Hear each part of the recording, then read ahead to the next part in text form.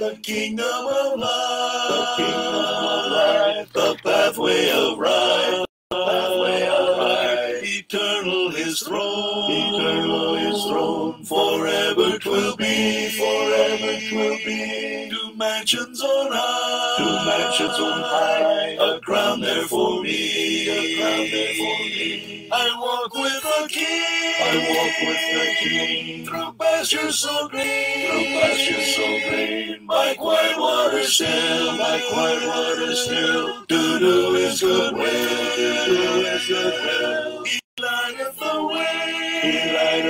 way, from darkness to day, I'll hold to his hand, I walk with the King,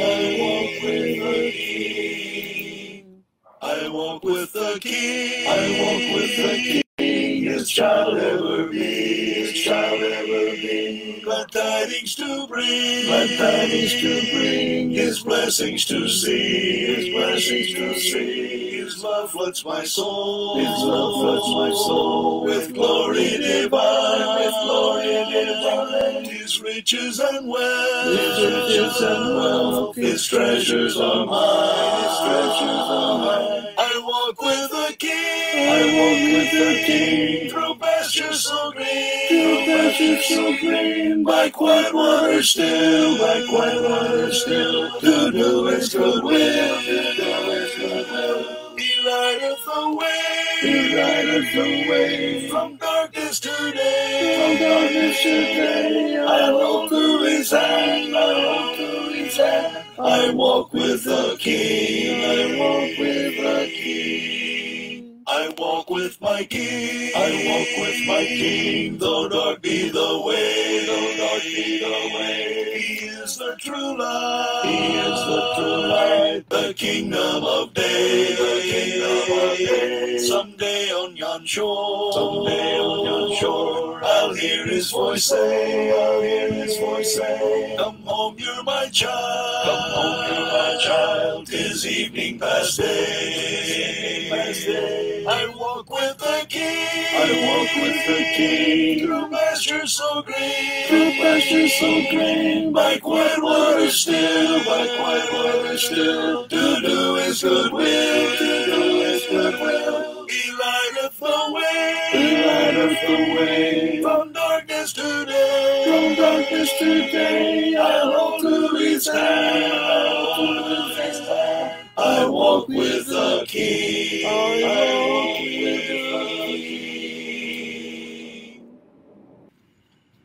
When my soul is worn and weary, and my eyes are filled with grief, when my hands in desperation reach to heaven for relief, hear my cry now, Heavenly Father, you have known my every pain, you have seen all of my sorrow, hear my cry once again.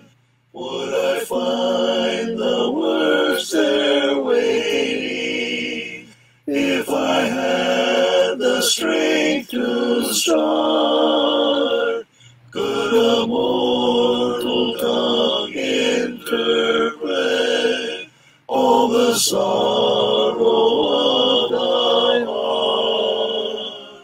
Hear my cry now, Heavenly Father, you have known my every pain, you have seen all of my sorrow, hear my cry once again. Spirit, search me in my weakness, and discern this growing grave. Intercede understanding, hear the things I can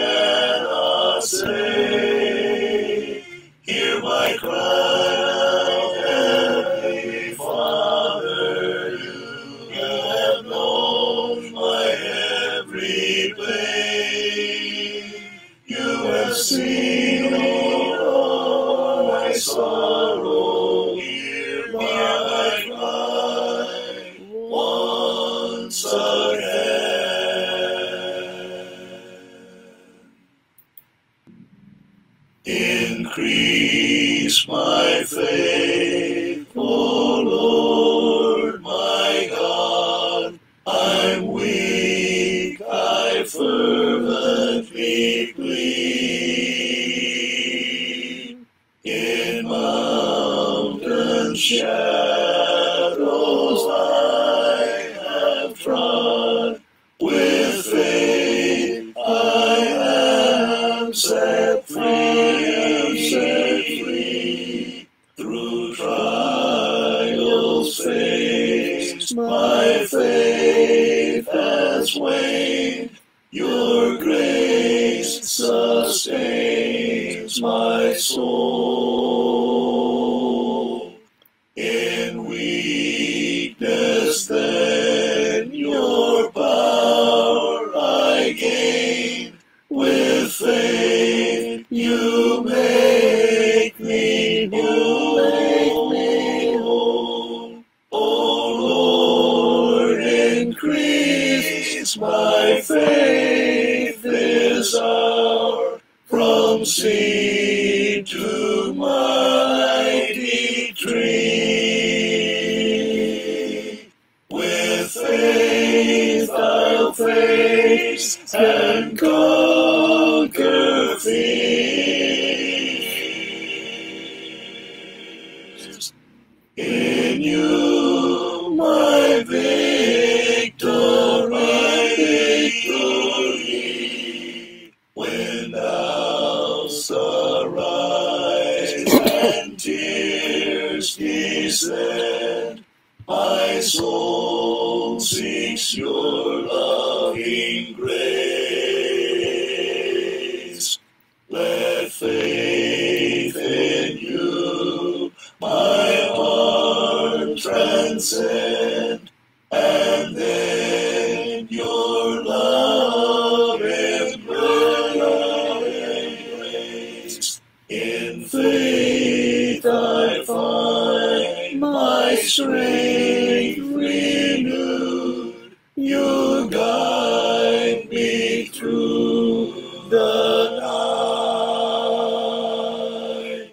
With every step my trust accrued, my refuge and my refuge and mine. O Lord, increase my faith this hour, from seed to mighty tree. With faith I'll face and conquer fears. In you my victory. Though storms may rage and trials assail, I'll stand your peace in me. For faith in you will never fail. My stay in life's raging sea. Increase my faith abundantly. This is my heart's earnest plea. To serve my God and faithfully, and live eternally.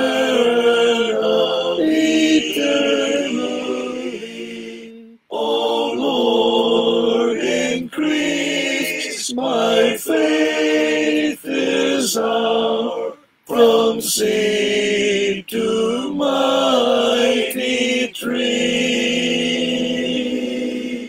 With faith I'll face and conquer fears.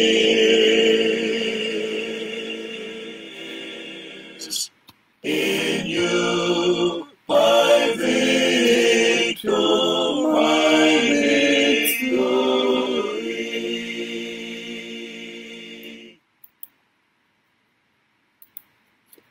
Magandang gabi mga kapatid.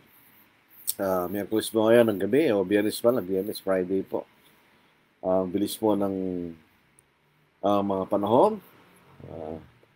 Pagka nagkakainit na po, talagang bumibilis na mga panahon. Ano po? Kumpara ng mga panahon na tayo mga bata pa, ang haba ng isang araw. Pero ngayon, napakabilis lang po ng buhay. Ano po? Sabi nga po sa Santiago, anong yung buhay? Isang sigaw na sa sandaling panahon lumilitaw at pagtakay napapawi. So ang ating pong paksa sa gabing ito ay tungkol po sa tinatawag ng compromise. Kita po natin ang katotohanan ay hindi nagbabago. It doesn't change. Ang salita ng Diyos, hindi nagbabago. Kung ano po circumstances na napapaligid, hindi ito nagbabago. It doesn't change. Ito'y nananatiling katotohanan. Hindi ito apektado ng mga nangyayari sa paligid, sa maling paninindigan ng iba. It doesn't change. Ang katotohanan po, hindi nagbabago. Dito po sa unang Pedro, unang kabanata, 24 hanggang sa 25 talata. Sapagkat ang lahat ng laman ay gaya ng damo, at ang lahat ng kalalatihan nito ay gaya ng bulaklak ng damo. Ang damo'y natutuyo, at ang bulaklak ay nalalanta. Subalit ang salita ng Panginoon ay nananatili magpakailanman. Ang salitang ito ay magandang balita na ipinangaral sa inyo. So ito'y nananatili, ito'y nagbabago. So dito po sa ating pag-aaral, na nangyayari po na may pagkakaiba ng mga kapatid, ng mga Kristiyano, sa ilang paninindigan o paniniwala. So anong gagawin? Ang isa sa mga bagay na isinusulong ay just to compromise. We meet halfway, sabi nila. Yun po definition ng compromise. We meet halfway. Ito ba'y pwedeng gawin sa larangan ng pananampalataya? Kung tayo po'y merong pagkakaiba sa pananampalataya, we meet halfway, we compromise. So ito po ang ating pag-aaralan po sa gabi ito. This is our topic for tonight. Binabati po natin ng magandang gabi ang lahat ng mga Pilipino sa buong Pilipinas at sa lahat mang dako sila matatagpuan. Dahil ang Pilipino po ay isa sa mga lahi ngayon na kalat-kalat sa buong mundo na maganda po sa Ebanghelyo. Dahil sa kalat-kalat na mga Pilipino at sila yung mga Kristiyano, kumakalat din ang Ebanghelyo. Kahit po sa isang lugar na hindi mo inaasahan, sa Greenland, na isang napakalayong lugar at very isolated, kakaunti mga tao, may mga Kristiyano doon na sumasamba sa katotohanan. Sa opposite ng mundo, sa New Zealand, may mga Kristiyanong sumasamba sa katotohanan at ito'y halos mga Pilipino. So binabati natin ang lahat ng mga Pilipino. Magandang gabi sa inyong lahat. Binabati rin natin ang ating mga kakabsat, JIT Northern Luzon, na imbang garabi, kada kayo amin kakabsat. Sa opposite naman, binabati natin ang ating mga kaisoonan. Maayong gabi sa inyong tanan na igsoon. At itong mga ating mga kapatid na sa may Samar Leyte, nalimutan ko na yung sa mga waray-waray, maalala ko. Sa mga taga-kating mga katugangan, Diyos may nabanggit sa Indugabos, sa may Bicol region, sa Pangasinan, Masanto siya Labi, at sa kayo namin, maupay nga gabi, kabugtungan ko ang Kristo. Yan, waray-waray. At siyempre sa amin, may pabinging kekaman. Salamat pagi, salamat malam. So, ang ating pong pag-aaralan doon po sa compromise. What is compromise? Can we settle differences in faith through compromise. Yan po ang ating gustong bigyang pansin sa gabing ito. So, alam po yan sa Biblia, makikita natin na inuutusan tayo ni Apostle Paul na tayo mamuhay na mapayapa. All Christians are advised to live peaceably. Tayo po ay makipamuhay sa kapayapaan. Dito sa Romans 12 verse 18, if it is possible, as much as depends on you, live peaceably with all men. Sabi sa kung maaari, sabi sa atin dito, na ayon sa inyo makakaya, kayo mamuhay na mapayapa sa lahat ng mga tao. In other words, tayo po inutusan na tayo po magkaroon ng mabuhay na mapayapa kasama ng lahat ng mga tao. Kanya. Tayo po ay tinataguyod po natin ang mga bagay na magdudulot ng kapayapaan. Ito po iutos ni Apostle Paul. Therefore, let us pursue the things which make for peace and the things by which one may edify another. So, ibig sabihin, hindi natin pinipili ang lugar na ang paraan na magtulungan niya, kundi tayo po itaguyod natin ang mga bagay na magbubunga ng kapayapaan. So, yun po ang sabi ni Apostle Paul. Kung walang ganitong pagtataguyod sa kapayapaan, ay hindi natin makikita ang Panginoon. Dito po sa Hebrews chapter 12 verse 14, pursue peace with all people and holiness, without which no one will see the Lord. So kung hindi po natin itataguyod ang kapayapaan sa lahat ng mga tao at kabanalan kanya, hindi natin makikita ang Panginoon. So ito mga talatang ito, sinasabi sa atin na tayo naitaguyod natin ng kapayapaan, that we pursue peace. Live peaceably with all men. Kung all men, kasama yung mga Kristiyano doon, di ba? Kung sinasabi live peaceably with all men, we have differences spiritually with all men. Yun, hindi ba? Minority lang tayo. So karamihan ng mga tao sa mundo, hindi natin kapananampalataya. Ang tanong, question, pangutana, saludsod. Sabi Mika, kutang. Saka sila, pregunta kanya. Does God want us to gain peace through compromise? Kagustuhan ba ng Diyos sa mga Kristiyano nagkakaiba na tayo po ay magkaroon ng kapayapaan sa pamamagitan ng compromise? That's the question. Mao ang pangutana. Iyan ang kutang. Yan ang tanong. Totoo po, ang mga talatang binasa natin ngayong gabing ito ay binabanggit ang pangangailangan na itaguyod natin ang kapayapaan. Pero tandaan natin, hindi sinasabi kung paano. In other words, yes, we seek peace. But how do we seek peace? Lalo po sa mga kapatid na meron tayong pagkakaiba sa pananampalataya. How do we seek unity and peace? Hindi sinasabi ng mga talatang yun. Kaya yung mga nag-advocate ng kapayapaan, those who are advocating peace through compromise, they are assuming one thing, that compromise brings true peace, and that God accepts compromise. Ang pinag-uusapan natin dito, pananampalataya, faith, na ipinahayag sa atin ng Diyos sa pahina ng banal na kasulatan. So, yun ang sinasabi, kung meron tayong pagkakaiba, kailangan tayong itaguyod natin ng kapayapaan at sa pamamagitan ng compromise. Yung nagsasabi ng ganon, ina-assume natin na yun ang paraan. At ang Diyos tatanggapin niya ang compromise. Yun po makikita natin pertinent question sa issue na ito. Does God accept peace through compromise? And does God accept compromise? Tinatanggapin ng Diyos ang compromise. Yun ang mga bagay na dapat nating tanongin. Ano bang ibig sabihin ng compromise?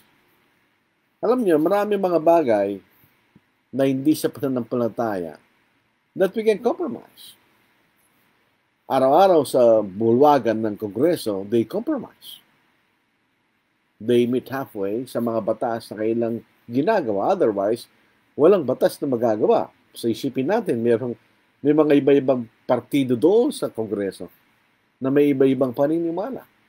So kung mayroong mag-advocate ng isang bill sa isang bagay, may mga tao doon na hindi sumasang-ayon doon. So they debate and they discuss and finally they compromise. So anong ibig sabihin? They meet halfway.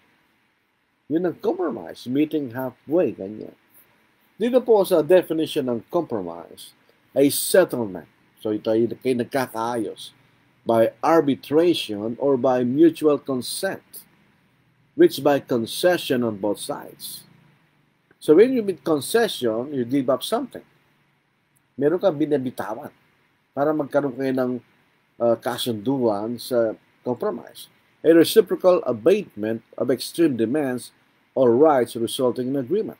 A committal to something objectionable, a surrender, a compromise of character or right.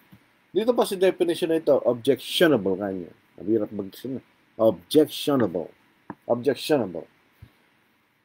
Pagka kayo nag-compromise, kayo sumasakay sa isang bagay, hindi mo sinasangayon na.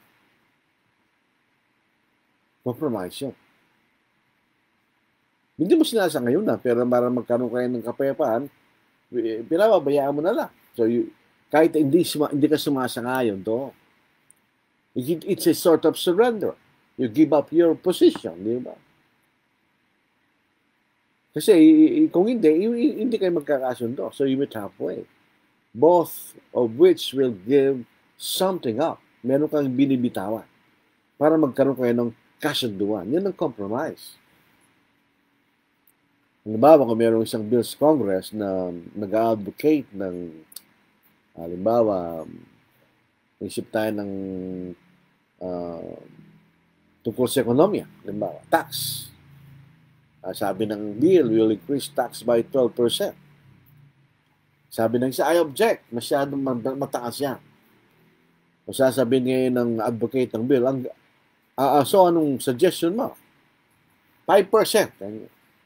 Sabi ng advocate ng bill, I cannot, hindi ko papayag dyan. Masasabi niya, 8%. Kanya. O sige, so yung 12%, naging 8%, you give 4%. You give up 4%, di ba?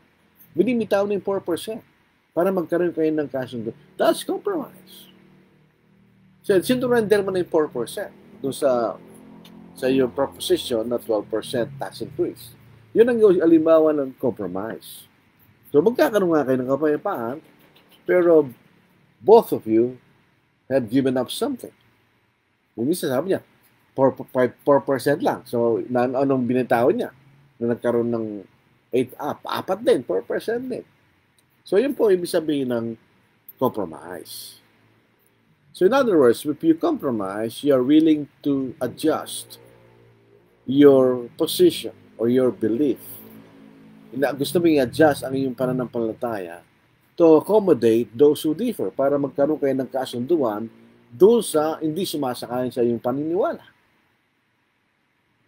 Ina-adjust mo ngayon yung iyong paniniwala para magkaroon kayo ng kapayapaan doon sa mga tao hindi sumasangayon kanya.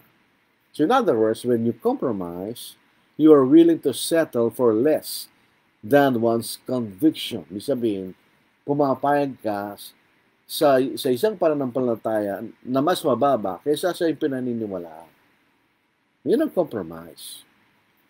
Ang nakikita natin sa larangan ng pananampalataya, ang problema doon sa ganung klaseng kaparaanan. Ibig sabihin, makikita na ano bang problema ang dinudulot ng compromise sa pananampalataya. Bibigyan natin ng halimbawa. How can you compromise with someone who believes that salvation is by faith only? Paano ka magko-compromise to? If you compromise with that belief, then you give up baptism as essential for salvation. Di ba? May problema yun. Pagka we settle spiritual things by compromise, you will give up something. Ibibitaw mo ang katotohanan pagka makikita natin. So, a compromise would require both parties to give up something they believe is right. They bibitaw sa bagay na pinaniniwalaan mo na totoo. And commit something to both might see as objectionable. Because, siya may papay ka sa mga bagay na hindi sinasangayunan. Yun ang compromise. So, ibig sabihin, na-adjust mo yung katotohanan. So, truth is no longer absolute. Pagka ganun po ang sitwasyon, wala lang katotohanan kasi pwede mo siyang i-adjust. Sa larangan ng pananampalataya, sa larangan ng salita ng Diyos, God's truth is always absolute. Hindi mo pwedeng palitan. Hindi mo pwedeng adjust. Kaya pagka-compromise, you are adjusting the truth. So wala nang absolute truth. Wala nang katotohanan ng pagkagalang. Because pwede mo i-adjust eh. Truth cannot be adjusted.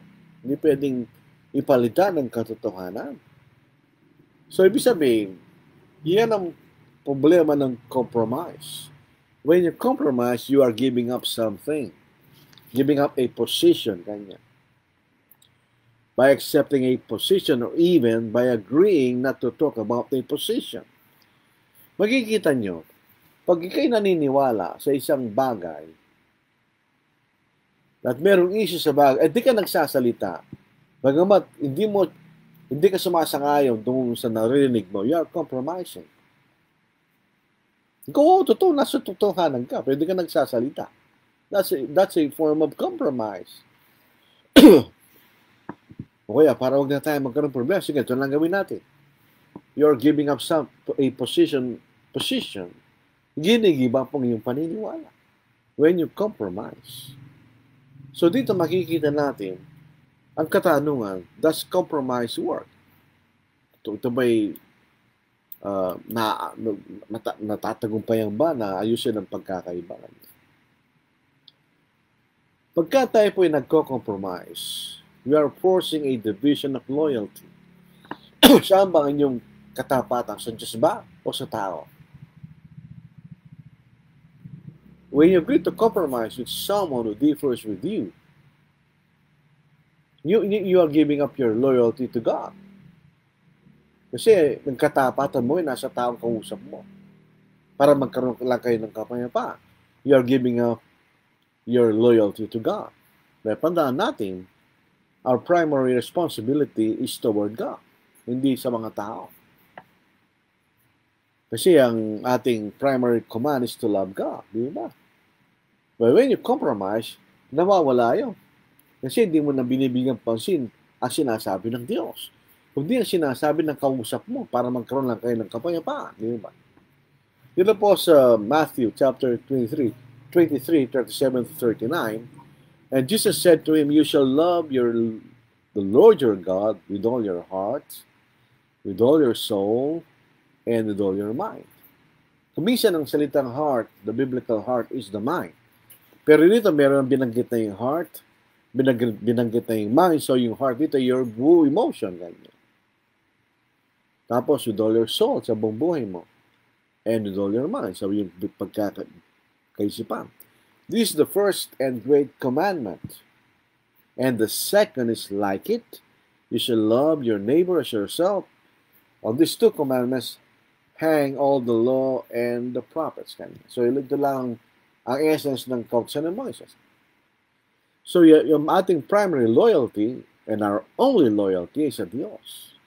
Pero pag nag-compromise ka, kinakalimutan mo na yung katotohanan ng Diyos.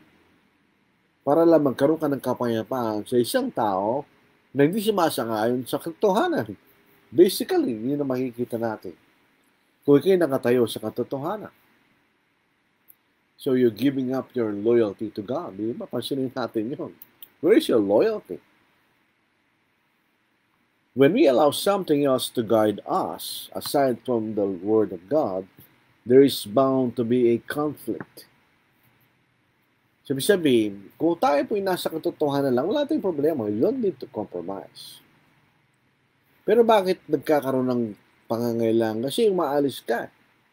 Hindi ka na ngayon pinapatubayan ng katotohanan. You are being guided by something else. Kailan lang po niya lahat ng mga naging issue sa buong panahon. It is a result of forsaking the Word of God. Yun yung makikita natin sa larangan po ng pananampalataya. In the realm of faith, that is the reason. Dumaalis sila sa katotohanan. Otherwise, there is no need to discuss kung pareho lang ang ating pananampalataya. Kaya nga, there is a need to discuss because there is a difference. May pagkakaiba. If there is no difference, there is no need to discuss. Di ba? So dito po sa, ano bang pinaglilingkuran natin? Ang Diyos ba o ang ating sarili? Dito po sa Matthew chapter 6 verse 24, no one can serve two masters, for either he will hate the one and love the other, or else he will be loyal to the one and despise the other. You cannot serve God and mammon, sa ibang salin, riches. So ito'y dalawang example. Kung ikaw ay nagmamahal sa Diyos, hindi mo pwedeng mahalin ng kayamanan. You cannot serve God and wealth at the same time. Kakapuotan mong Diyos at iibigin mong kayamanan o kakapuotan mong kayamanan at iibigin mong Diyos. So pagka na tayo po ay hindi lang ang Diyos ang nagpapatnubay sa atin. Hindi lang ang katotohanan ng Diyos nagpapatnubay sa atin. There is bound to be conflict. Sabi ko nga, otherwise, wala nang pag-uusapan.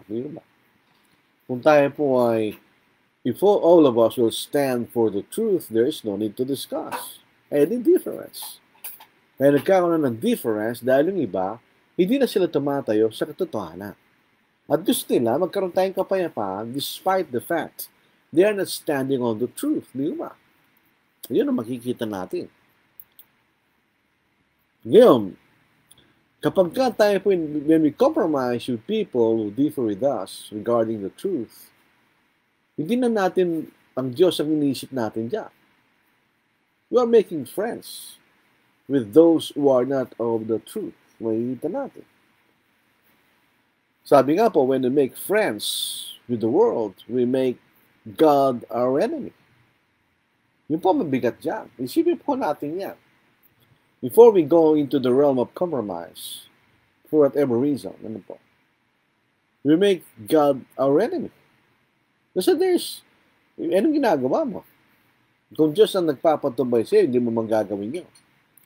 So, James 4, adulterers and adulteresses, do you not know that friendship with the world is enmity with God? Hindi ba alam, pagkikipagkaibigan sa libutan ay pakikipag-away sa Diyos. Whoever therefore wants to be a friend of the world, make himself an enemy of God. Yun ang isipin natin. Kaya ba natin yun? Pagka tayo po we are willing to compromise. Iniiwan natin ang katotohanan yan . We are giving up the truth.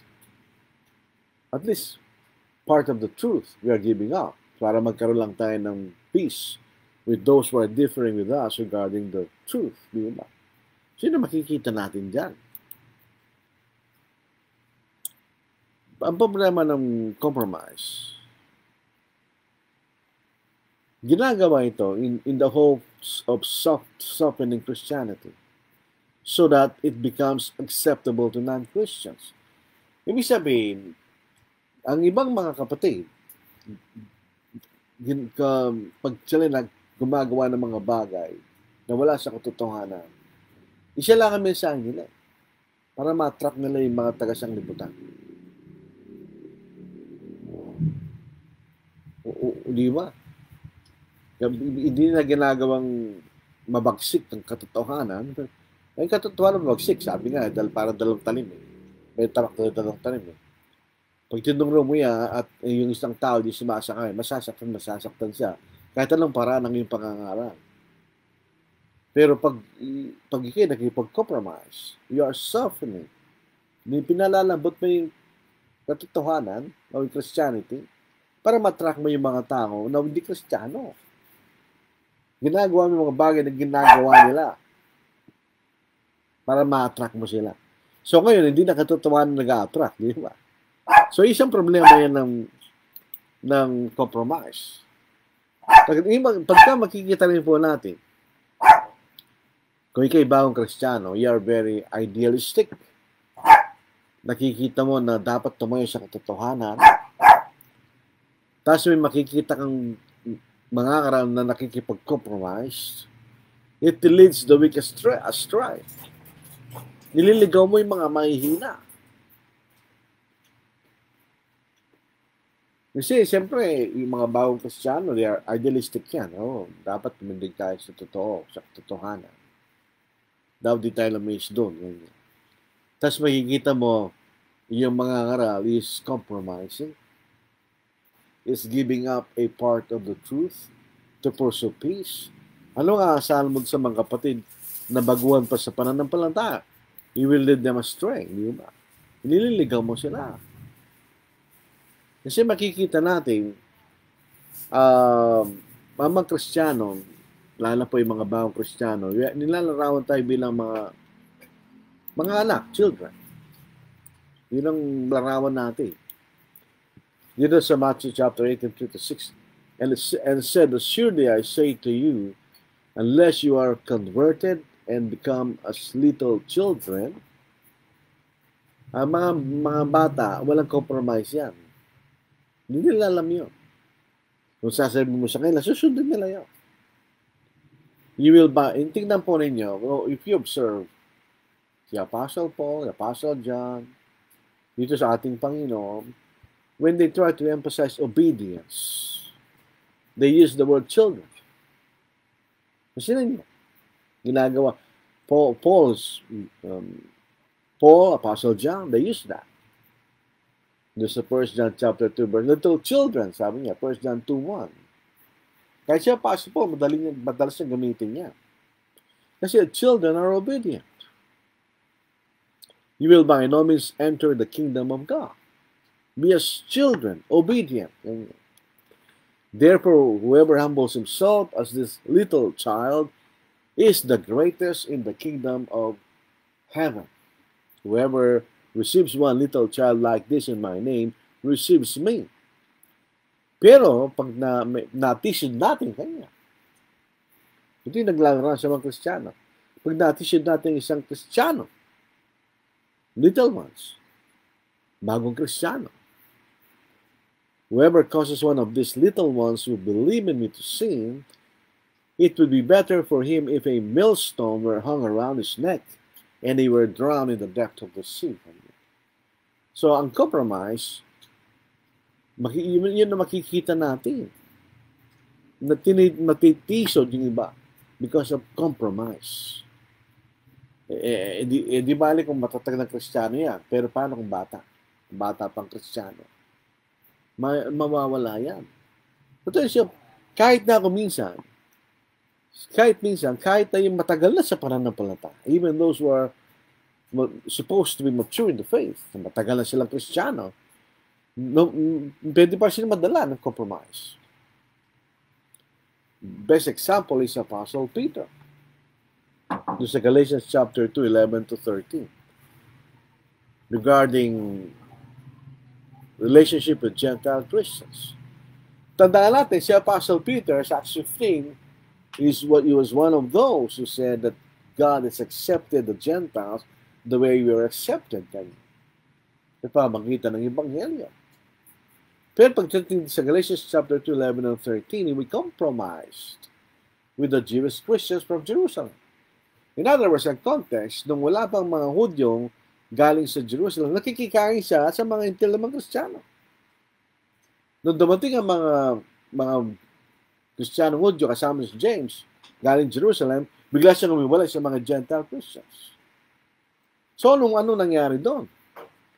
The Gentile Christians, siyempre, nasaktan sila. The rejection ni Pedro Pati sina Barnabas, nasama rin kay Apostle Peter. Dito po sa Galatians 2:11-13, now when Peter had come to Antioch, I withstood him to his face because he was to be blamed. For before searching, Paul did not compromise with Peter. Kasala kay Pedro kanya. He withstood him to the face. Kanya.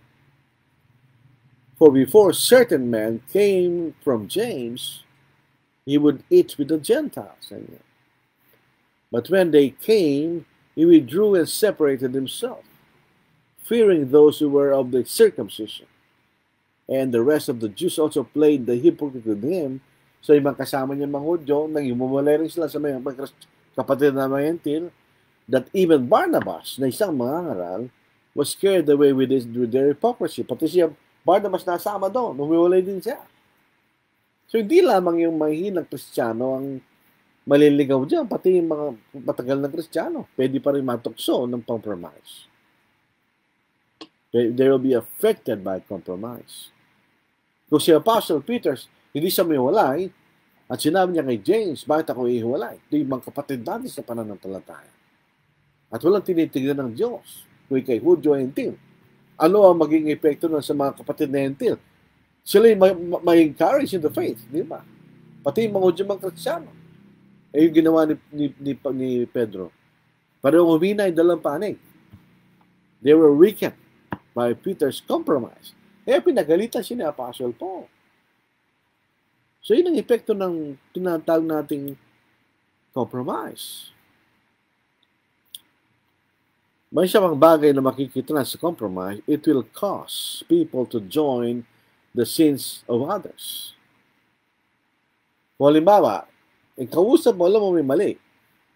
Tapos nag-usap kayo, nag-compromise. So nasama ka na dun sa mali niya. Whether you like it or not, dahil siya mangayon ka eh. Nasama ka na doon. Halimbawa, bigyan po natin ng halimbawa. Sasabihin natin na ang bautismo ay kailangan para maligtas. Sa bawat pagkakataon. Ngayon may lalapit sa yung Baptist. Hindi kanya. Paano kung malapit sa mamatay? Hindi ba pwede na huwag na siya mabautismohan? O sasabihin ngayon ng Kristiyano, o sige, ayag ako. Kung mamamatay ng tao, kahit hindi na mabaptize, anong ginawa mo? That's compromise. You give up baptism. Na ibig sabihin, there are circumstances na hindi kailangan mabautismo ng tao. Na against ang totohanan. Ngayon, anong mangyayari dyan? Nadali na yung katotohanan. Imbes na ngayon, ang bautismo ay kailangan para sa lahat ng pagkakataon, parang tayo maligtas. May pagkakataon hindi na kailangan ng bautismo. Di ba compromise yan? Hindi natalo ang katotohanan doon. Di ba? So nasama ka na ngayon doon sa kasalanan na yun, na bautismo hindi kailangan para ikaw ay maligtas. So, ano mang issue? Ay ganon. Pag nag-compromise ka, masasama ka na doon sa maling pinag-uusapan. Kaya nag-compromise ka eh. Masasama ka na doon, whether you like it or not. Kasi sumangayon ka na rin, kahit sa paanong paraan. Sumangayon ka na eh. Kasi nag-compromise ka eh. Pero pasinin po natin, ang problema dyan, ang katotohanan at kamalian, hindi pwede magsama. Truth can have no fellowship with darkness.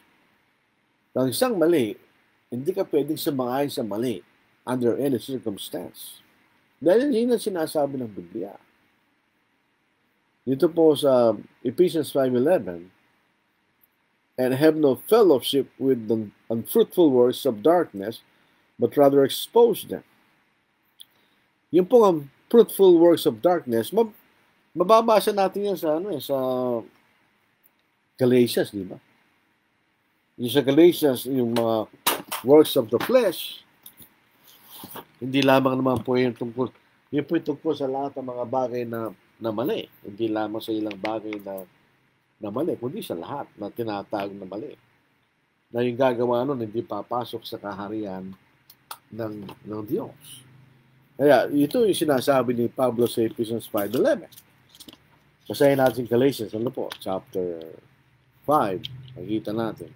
The works of the flesh, unfruitful works or of darkness. Pareho lang po yan. Dito po sa Galatians chapter 5, dito babasahin ko po sa inyo. Sabi dito, walk in the Spirit, do not walk in the flesh. Yan yan. Sa verse 19, and now the works of the flesh are evident, which are adultery, fornication, uncleanness, lewdness, idolatry, sorcery, hatred, contentions, jealousies, outbursts of wrath, selfish ambitions, dissensions, heresies, envy, murders, drunkenness, revelries, and the like. Ang sabi ni Pablo, you expose them ngayon. Do not compromise. Kung may mali ang isang kapatid sa isang pananampalataya, you expose the error. Hindi ka makikipag-compromise. Dahil pag nakipag-compromise sa mali, masasama ka na doon sa mali na yun. Hindi ka na sumasangayon sa utos ni Pablo na i-expose natin yung anumang gawa ng kamalian niya. Hindi pwedeng pagsamahin ng tama at mali at the same time. Right is right and wrong is wrong.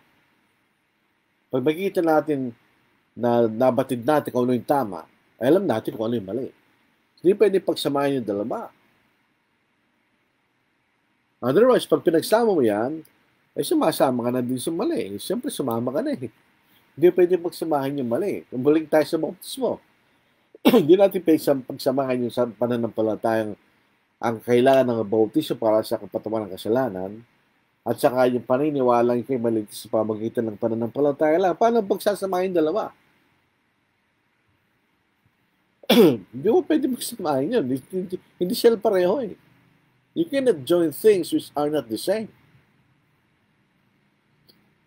Yun ang katotohanan. Hindi ko kayo pwedeng, sabi nga na Amos, how can two walk unless they are agreed? They are agreed.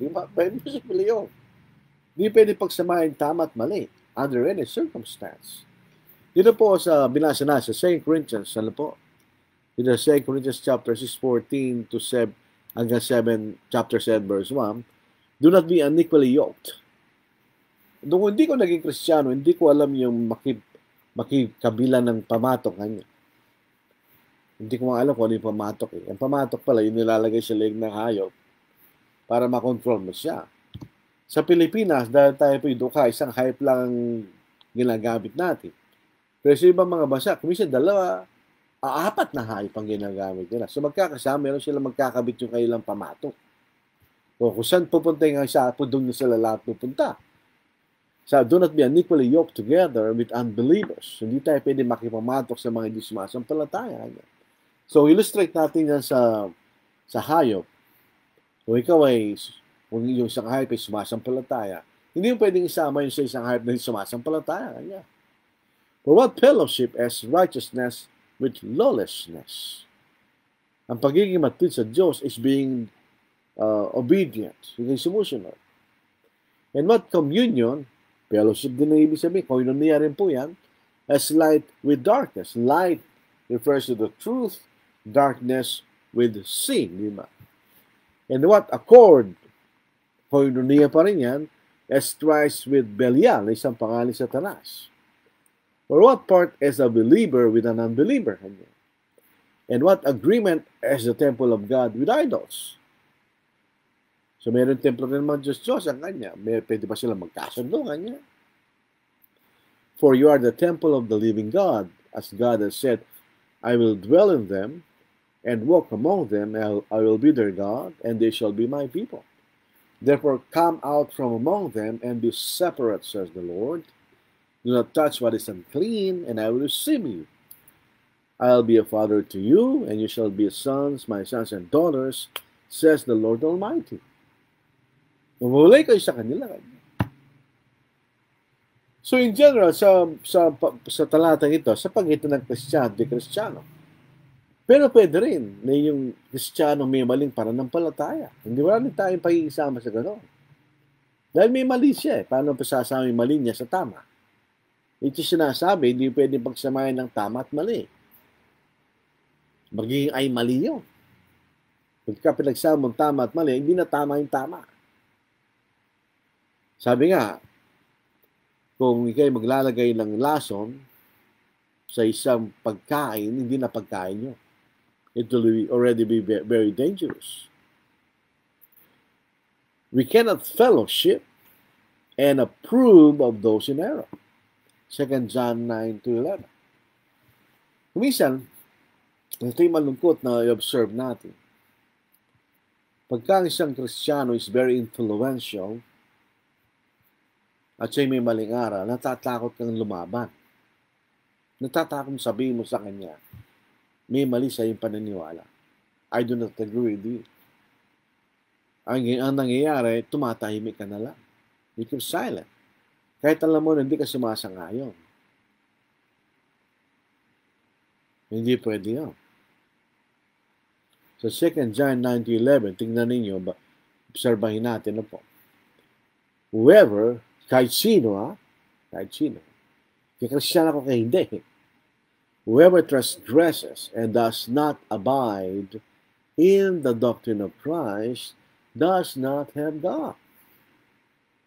Kung ikaw ay lumalampas at hindi nananatili sa ni Kristo, wala ang Diyos sa iyo kanya. He who abides in the doctrine of Christ as both the Father and the Son.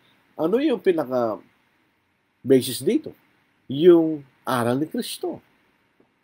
Pagka isang bagay niya ni Kristo ginagawa mo, wala ang Diyos sa iyo. Yan ang isang tao. Pangalawang tao, if anyone comes to you, so ito isang makakaral, and does not bring this doctrine, do not receive him into your house, nor greet him. Kung alam mo, kung ito'y may maling aral at patunayan mo, huwag mo siya tanggapin sa bahay mo kanya. Or bid him Godspeed dahil wala naman ng Diyos sa kanya. Para sa sabihin, sumanyunawang Diyos, wala naman ng Diyos sa kanila. For he who greets him shares in his evil deeds. So, tatlong tao ito. Yung tao na lumalampas at di nananatili siya ng Kristo, yung tao nagdadala ng maling aral at yung tao tumatanggap sa may maling aral kanya. Lahat ng tatlong yon, yung nagdadala ng maling aral, yung tumatanggap sa maling aral, at yung hindi nananatili sa ng Kristo, lahat ng mga yon ay wala sa katotohanan. Tingnan niyo sa verse 11. For he who greets him shares in his evil deeds. Alam mo lang maling aral niya, sabihin mo, oh Brad, kumusta ka? No, walang problema sa akin yung issue na yan. Magsama pa rin tayo. Siya kasama ka lang sa mali niyang turong yan. Sasabi sa verse 11, for he who greets him shares in his evil deeds. Hindi kaya natatakot sa may mga aral sa talatang ito? Masasama ka kaya sa kanya mas manggawa. Hindi kaya tayo natatakot doon. Kung ang mahalaga sa atin ng Diyos, hindi mo siya tatanggapin. So, ibalik tayo doon sa it breaks loyalty, doon sa unang bahagi ng ating mga pangangaral. Kapag ikaw ay tinanggap mo isang kapatid na maling aral, hindi ka na loyal sa Diyos. Kanino ka loyal? Doon sa taong may maling aral. Tinanggap mo siya. Kahit sabi ng Diyos mo siya tanggapin. Tinanggap mo siya. Paano mo sasabihin na tapat ka pa rin sa Diyos? Tinanggap mo siya. Ano yan? Anong tawag natin doon? Tinanggap mo siya. Bawal mo siya tanggapin na sa Diyos. Dahil meron siyang daling maling aral. Hindi pwede yun, mga kapatid. Alam, may isang kapatid, si James J.W. McGurvey. Alam po yung libro The Fourfold Gospel. Siya yung author, no? Kasama si W. Pendleton. Hindi ko alam sino yun. Yun siyang gumawa lang. Itong si J.W. McGurvey, siya nabuhay sa panahon na mayroong isang malaking issue sa mga churches of Christ. Yung issue ng instrumental music. Yung mga ibang kapatid, they confronted the issue. Nilabanan na lang issue. Yun ang lumabas yung mga gospel advocate, firm foundation, yun ang lumaban sa instrumental music. Yung mga may instrumental music, yan ang tinatawag natin Christian church. Yung mga ibang kapatid, si Benjamin Franklin, lumaban sila. They fought that era. Si J.W. McGurvey followed a different route. Ibang ginawa niya. Basahin natin ng quotation, ano po. Sabi niya. Nung siya matanda na siya, sabi nito, ito sinabi niya sa mga batang preacher na tinuturuan niya. Kasi nagtuturo siya sa College of the Bible. Sabi niya, you are on the right road. And whatever you do, don't let anyone persuade you that you can successfully combat error by fellowshipping it and going along with it. Hindi yung pwedeng labanan ng mali pagka kayo mayroong pakikisama at kayo sumasama kanya. I have tried. Yun ang kanyang ginamit na paraan. Tuloy po natin. I believed at the start that was the only way to do it. Ayun ang paniniwala ko, yung tamang daan para magkaroon ng pagkakaisa, yung gumagamit ng panugtog at di gumagamit ng panugtog kanya. I never held membership in a congregation that used instrumental music. Ang kanyang paniniwala, mali ang instrumental music. Kaya hindi siya magiging member sa mga Churches of Christ na may panugtog. I have, however, accepted invitations to preach with distinctions between churches that used it and churches that didn't. So, kahit sinong mag-imbati sa kanya, kaya tumatagap na gumagamit na panugtog, hindi gumagamit panugtog, nag-preach siya. So, may fellowship siya on both sides. Hindi gumagamit na panugtog, at di gumagamit ng panugtog. Pero kanyang paniniwala, hindi siya naniniwala na pwedeng gamitin ang instrumental music sa pagsamba niya. I've gone along with their papers and magazines and things of that sort. So, sumusulat siya sa magazine ng mga churches na may panugtog at sa mga hindi gumagamit ng panugtog. During all these years, I have taught the truth as the New Testament teaches it. So, tinuturo niya kung ano tinuturo ng katotohanan. So, tinuturo niya na instrumental music ay mali. To every young preacher who passed through the College of the Bible, dahil professors ano. Yet I do not know more than 6 of them who are preaching the truth today. It wouldn't work. It wouldn't work. Kung isipin natin ng isang kapatid na may maling aral, ay maalis sa maling aral at pagsasama tayo sa maling aral niya, it wouldn't work. Kailangan mo labanan yung mali. You cannot go along with it.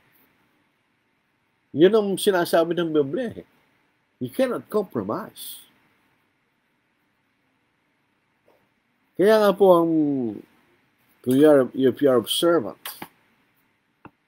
kakaunti lang talaga yung tumitindig sa totohanan eh. Tapos sinasabihan pa yan ng mga, sila lang ang magaling, o kaya, war freak, kanila. Huwag naman. Ano bang masama kung titindig ka sa totoo? Sabi nga ni Pablo, ako ba'y naging kaaway niya sa pagsasalita ko ng katotohanan? Alright, challenge everyone na nakikinig dito na hindi sumasakay sa akin. Patunayan nyo na mali sinasabi natin. Kung hindi to sinasabi ng katotohanan. Ang mahirap po dyan sa anumang issue, instead na tumindig, hindi sila tumitindig eh. Hindi nila pinaglalaban ng kailang pananampalataya. Doon sa mga nagsasalis na sila mali. Hindi sila tumitindig eh. Gumagamit ng ibang paraan para siraan o sirain, yun ang sasabi ng totoo. Hindi naman ganun ang kaparaan ng isang kapatid sa pananampalataya. Kung meron tayong pagkakaiba, the only way to settle it is to study it, pag-aralan.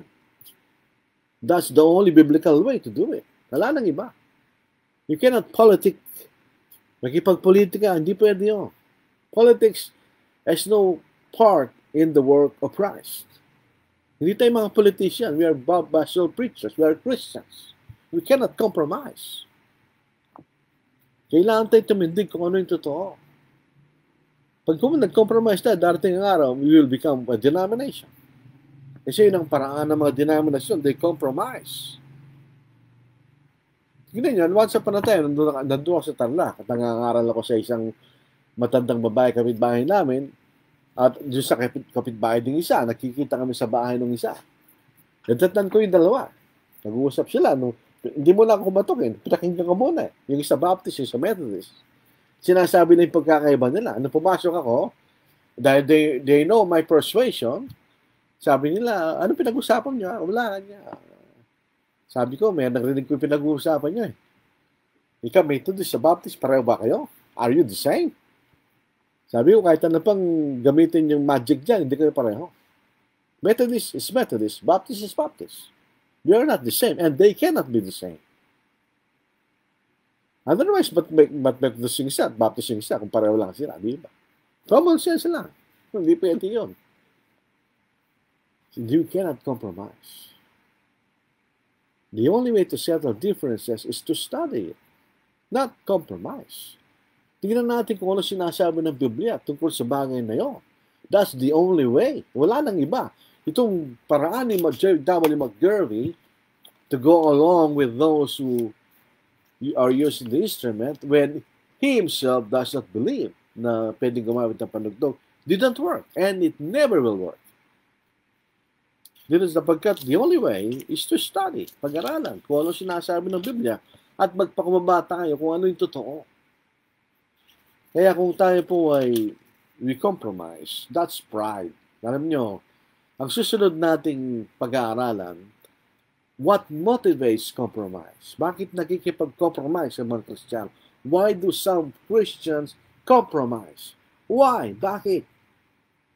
Porque, sabi ng mga Kastila. Why? Sabi ng mga English. Bakit? Yun ang ating susunod na paksa. Pero tingnan po ninyo. Acts 17 verse 11. Ito yung mga Hudyo. Hindi sila naniniwala sa Ebanghelyo. Kaya Hudyo sila. Inaralan sila ni Apostle Paul. Did they compromise? This is verse 11. This, yung mga Hudyo sa Berea, these were more fair-minded than those in Thessalonica. Doon sa Old King James, these were more noble. Mas maganda yung fair-minded. They're being fair. Sabi rito, in that they received the word with all readiness and searched the scriptures daily to find out whether these things were so. They were fair. So, pinakinggan nila si Apostle Paul at tinignan nila kung totoo nga sinabi ni Apostle Paul. Sa pamagitan ng pagsasalisik sa salita ng Diyos. That's the only way to settle differences. Wala nang iba. We cannot compromise. Alam nyo, sa Filipino, we are dependent on foreign support. Mahirap sumalungat. But we should. But we should.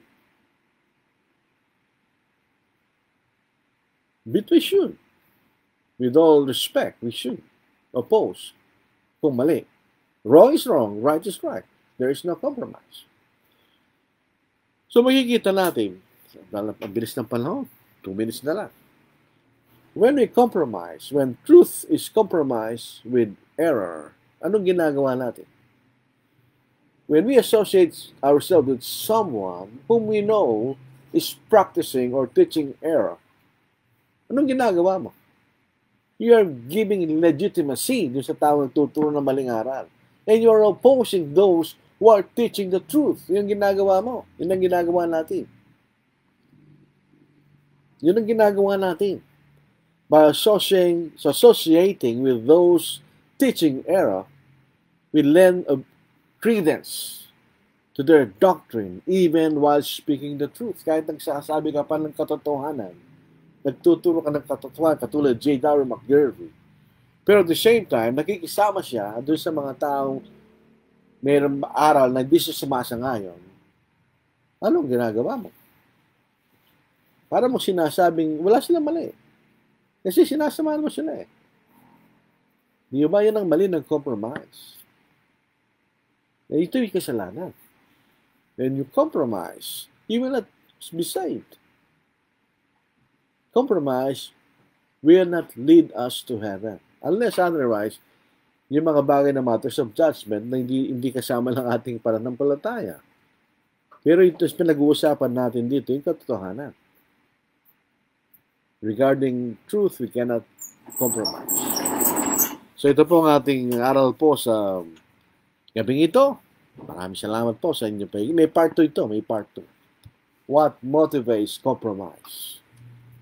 What motivates compromise? Alam niyo, itong mga aral na ito, hindi ito mga popular na aral. But regardless, kailangan pa rin natin ituro. Ano po?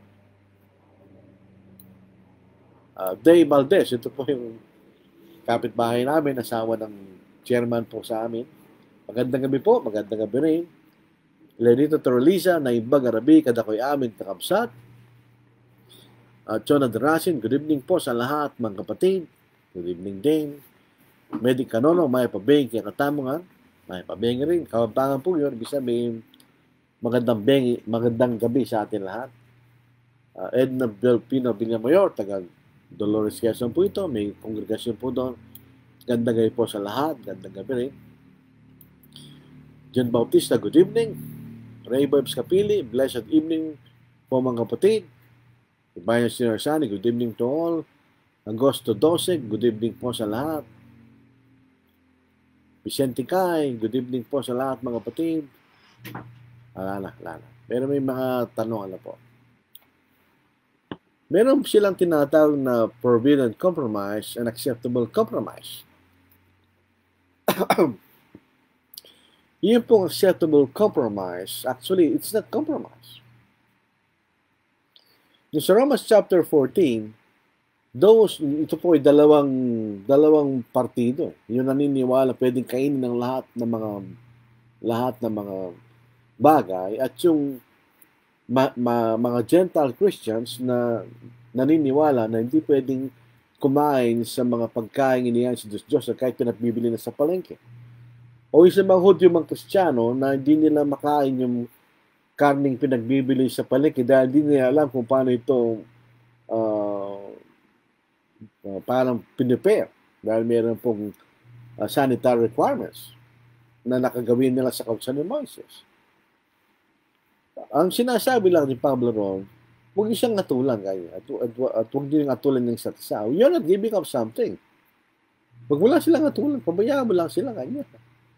Halimbawa, pwede naniniwala, pwede mong kainin. Hindi ko makainin mo lahat. Huwag lang magpakita sa kapatid na hindi naniniwala doon.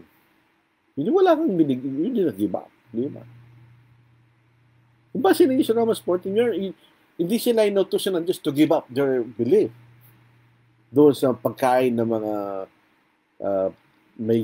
may kaugnayan sa pagkain o pagtingin sa mga araw. Pareho silang tinatanggap ng Diyos. So, paano i-give up nila? So, in essence, that's not even compromise. Pag sinabi natin compromise, you are giving up something to accommodate the other person. Wala naman sila gini-give up doon. Actually, mananatili sila doon sa kanilang paniniwala. Huwag lang atulan ng isa't isa. Tanggapin lang nilang isa't isa. Di ba basahin natin Romans 14? So, kung ako dati, yun ang iniisip ko, that's compromise. That's not even a compromise according to the definition of compromise. Pansinin niyo. So, hindi ko naniniwala doon sa forbidden compromise and acceptable compromise, given the definition of what is a compromise. Doon po sa Romans 14, hindi po compromise yun. Sinasabi lang tayo na tanggapin natin ang katisakan. Regardless kung anong pinaniniwalaan mo dahil hindi mahalaga sa Diyos yun. In other words, with regards to food, hindi ito kasama sa kaharian ng Diyos. Hindi ka mapaparusahan dahil hindi ka kumakain ng karne o kumakain ka lang. Hindi ka mapaparusahan doon. Kung yung kapatid na naniniwala, pwede niyang kainin ang lahat ng mga pinagbibili sa palengke at ginagawa, hindi siya maliligtas pa rin siya. Pero yung kapatid na hindi naniniwala, huwag kumain, maliligtas pa rin yun.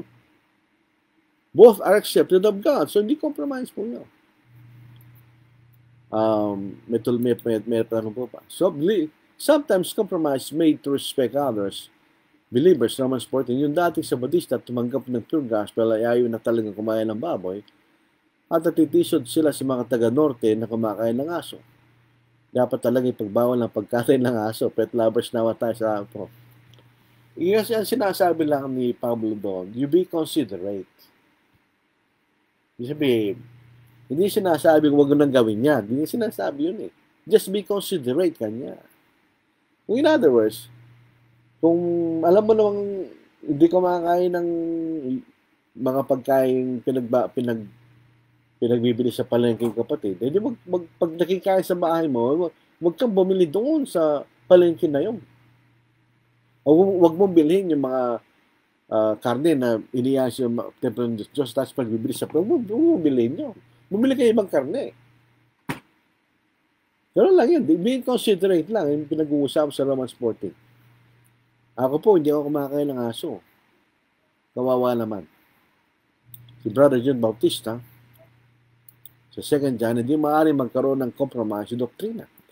Do not compromise dahil may kinalaman sa kaligtasan. Tama po yan. Sino mang lumampas sa turo ng Kristo ay mali. Amen. Romans 14, pwede ang pagkakaiba dahil hindi ito doktrina. Respect differences. You just be considerate. It's a matter of opinion. Di siya sa kasalanan. Magkaiba ngunit pareho tinatanggap ng Diyos. Amen. Yun totoo sa Romans 14. Minsan, may pagkakaiba sa doktrina. Romans 14 tayo, hindi pwede yun. Romans 14 does not deal with doctrines. Period. Meron akong narinig na nangaral ng Romans 14, napapangawi ako dahil di na naintindihan tinuturo niya. Kayong mga mangaral, huwag naman tayo makapalang mukha. Kung inatasan tayo magsalita ng isang aral, pag-aralan natin naman. Pag-aralan natin mabuti. Kung hindi mo alam, huwag mong ituro. Kasi, anong ginagawa natin to? Hindi ka nakakatulong sa nakikinig kung nakikinig talaga sila. Kapag tinuro mo ang isang bagay na mali, nagkakasala ka sa Diyos. So be careful. Mag-ingat tayo. Ako po, hindi ko tatanggapin kung hindi ko alam. Ihingin ko ng panahon sa isang magbibigay sa akin ng paksa kung hindi ko alam. Hindi ako tatayo at pagtuturo ko ng bagay na hindi ko alam. You cannot teach something you do not know. That's being irresponsible. Tanggap ka ng paksa, hindi naman tama yung tinuturo mo. Hindi nagkakasala tayo sa Diyos. Hindi po ako nagmamagaling. Pero kailangan tayo, be responsible na mag-aral lang tapo tayo. Alamin natin kung ano yung sinasabi ng Biblia. Yun ang responsibilidad natin bilang Kristiyano. Hindi man tayo nang bobole. Hindi naman pagpapatawa ang pangangaral. It is a serious business, di ba? Alam po masasabi ninyo sa nagsasabi na sometimes you bend the law than to break. When you bend the law, you're breaking it. Ano bang di ata naintindihan nung nagsalita nun? If you bend the law, you're breaking it. Ano bang essentially you're bending the law? You're breaking it. You do not bend the law. You obey the law. When you bend the law, you're not obeying the law. So in essence, you're breaking the law. Di pwede yan. We cannot bend the law. Lalo na salita ng Diyos yan. That's absolute truth. You cannot bend God's law. Di ba? When you bend it, you break it. Right? Definitely. Yung makikita natin. Ito po sagot ni Brother John. Mukhang practical or wise, panlabas, but spiritually and biblically, ito ipapanganib. At madalas nagiging daan sa manipulation at pagpapahina ng obedience sa kalooban ng totoo yun. The law, any law, kaya ito'y batas ng gobyerno, o lalo na ang batas ng Diyos. You cannot bend the law. When you're bending the law, you're breaking it. Hindi ka sumusunod eh. Kasi when you obey the law, you do not need to bend it. Kasi sinusundan mo siya eh. So you sometimes, sabi rito, ulitin po natin, kay Brother Augusto 12 po yun. Sabi rito, sometimes you bend the law than to break. When you bend it, you break it. Kasi naman nagsabi niyan, hindi niya alam sinasabi niya. Nagmamagaling pero hindi magaling. Yung makita natin. Sabi po ni Brother John Bautista, when you bend God's law, you break it. Amen. A small compromise leads to bigger corruption. God wants obedience, not adjustment. You cannot adjust. We have to obey. Pagka in-adjust mo, biniiwan mo na eh. You cannot change God's law. Ginawa ng Diyos yun eh. You cannot bend it. You have to obey it exactly as it is. Kung paano siya, yun ang dapat mong gawin. Yun po makikita natin. Alam niya, coincidentally, bago po ako nag-live ngayon, nanood po ako ng pelikulang Juan Luna. Alam niyo, sabi ni Juan Luna, galit na galit siya doon sa mga Pilipino wanting to compromise with the Americans. Sabi niya, hindi kayo mga tunay na Pilipino. They compromised. They're giving up the principle of the nationhood. Lumalaban ng mga sundalong Pilipino noon laban sa mga Amerikano to maintain independence. Ito namang ibang mayayaman na Pilipino, they compromise. They are fighting. The Filipinos who are fighting for the nation, di ba? Yun ang ginagawa po ng compromiser. They are fighting the truth. Nilalaban nila yung katotohanan. Masakit po yan sa mga tumitig sa totoo. When you compromise with those people teaching error, you are actually fighting those who are standing for the truth. Yan ang ginagawa nyo. It is no longer loyalty to God. It's loyalty to men. Pagka gano'n. Tandaan po natin yun. I will not compromise. As much as I can. Dahil hindi ko sinasabing perfecto akong tao. Tao lang tayo. We can make mistakes. But as much as I can, I will not compromise. Dapat malaman lang po natin ng patience. The difference between being patient and compromising. Dapat malaman po natin. Isa malungkot na lalo pag may bakbakan sa pananampalataya. They said, we are with you. Pagkatapos, they are with those na nagtuturo ng mali. I would respect someone who is standing for something kahit mali. But I will not respect someone who stand for the truth and do not speak. Mas respeto ka pa yung tinitindig niya yung mali. At least meron siyang paninindigan. Kaysa kung tama nga yung pinaniniwala mo, hindi mo nang pinaninindigan, sumasama ka doon sa mga alam mo nagtuturo ng mali. Hindi ko believe sa ganon. Kasi kailangan po tayo manindigan sa katotohanan. Sinasabi hindi tayo perfecto, but still we have to stand for the truth.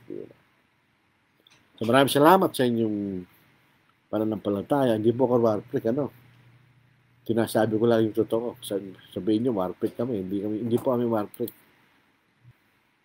Increase my faith, O Lord, my God. I'm weak, I fervently plead. In mountain shadows I have trod. With faith I am set free. Through trials faced, my faith has waned. Your grace sustains my soul. In weakness then your power I gain. With faith you make me whole. Oh Lord, increase my faith this hour, from seed to mighty tree. With faith I'll face and conquer fears. In you my victory. When thou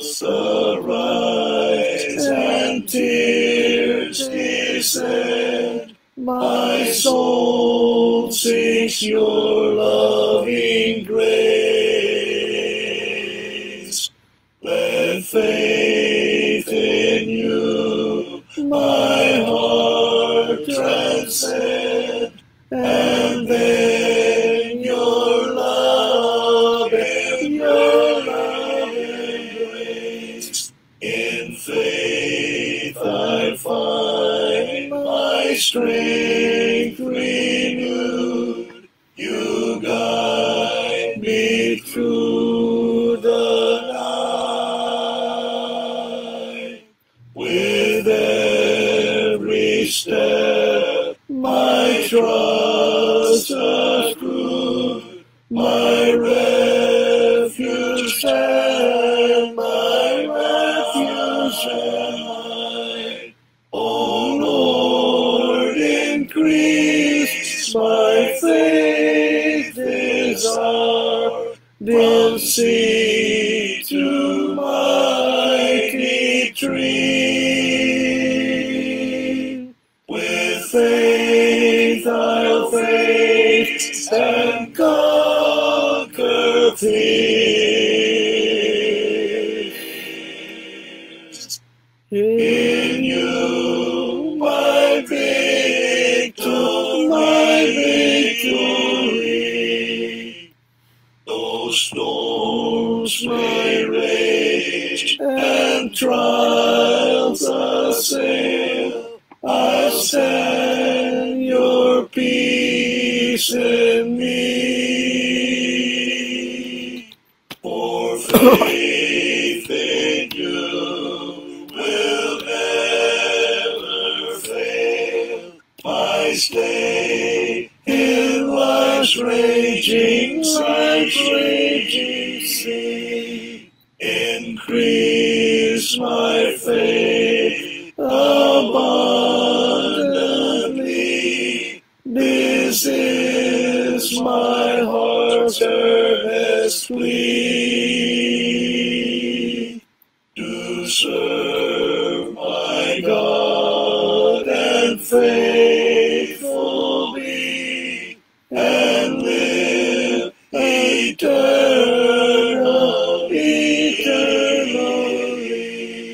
O Lord, increase my faith desire, from sea to mighty tree.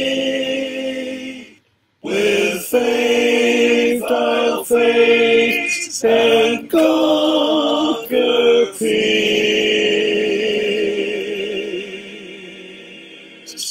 In you my victory.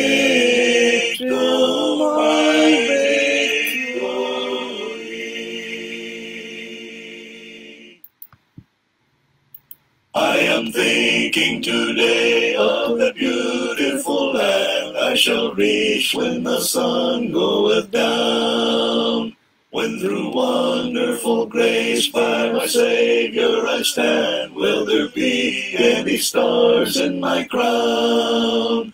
Will there be any stars in my crown? When at evening the sun goeth down, when I wake with the blessed in the mansions of rest, will there be any stars in my crown? In the strength of the Lord let me labor and pray, let me watch as a winner of souls, that bright stars may be mine in the glorious day, when His praise like the sea billows rolls. Will there be any stars in my crown, when at evening the sun goeth down,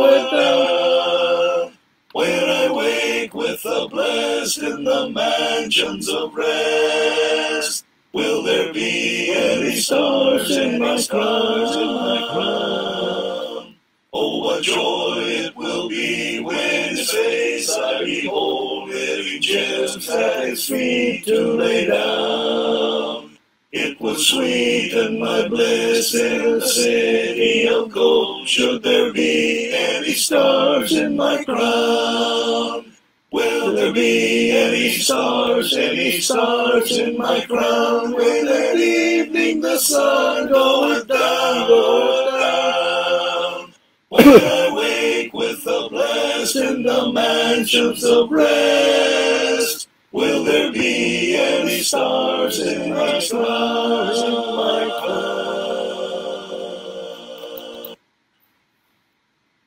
This is holy ground. We're standing on holy ground. For the Lord is present, and where He is holy. This is holy ground. We're standing on holy ground. For the Lord is present, and where He is holy. We are standing on holy ground, and I know that there are angels all around. Let us praise Jesus now. We are standing in His presence on holy ground. We are standing in His presence on holy ground.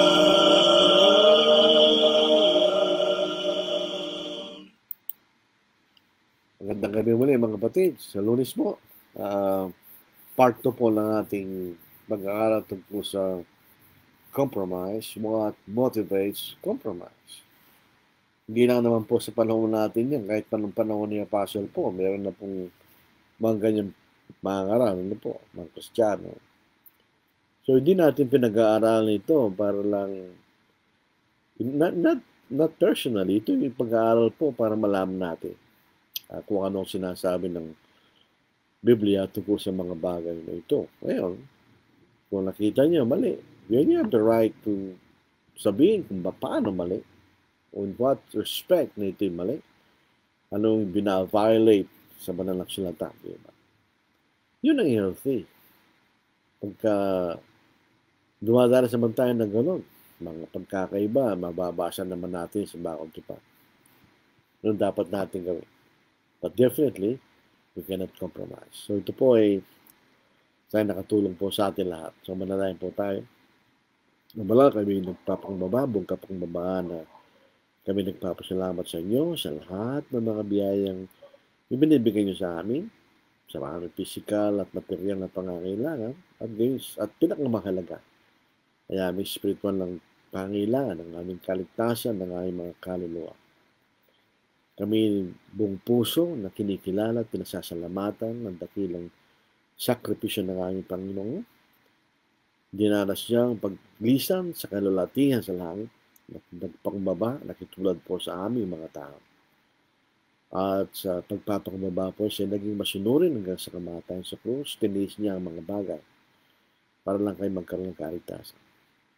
Sa pag-iisip po ng mga bagay nito ko Diyos, Ama, nararapat lamang na suklian po namin itong dakilang pagmamahal ninyo ng aming Panginoon na ganoon din pagmamahal ng pagsunod sa inyong kalooban ng Diyos.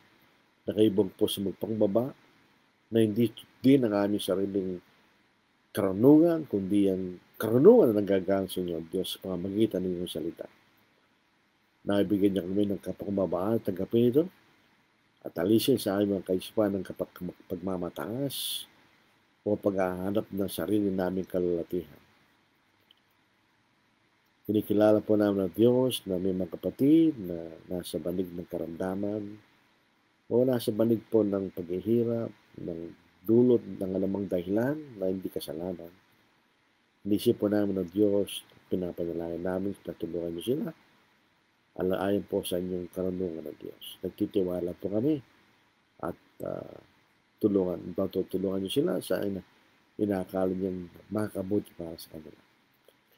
O Diyos, patuloy namin pinakapanalangin ng bansa na nasa bingit po ng kaguluhan, na sana po ay mapanatili ang katiwasaya at kapayapaan upang kami inyong mga anak sa dakong ito ng mundo ay magpatuloy po sa matiwasay at kapayapang paglilingkod sa inyo, O Diyos. At ang mga bagay po ito ay manginig, dakilang pangalan sa Kristo. Ay, maraming salamat po mga kapatid. God bless. Take care. Happy weekend. Happy Lord's Day in advance.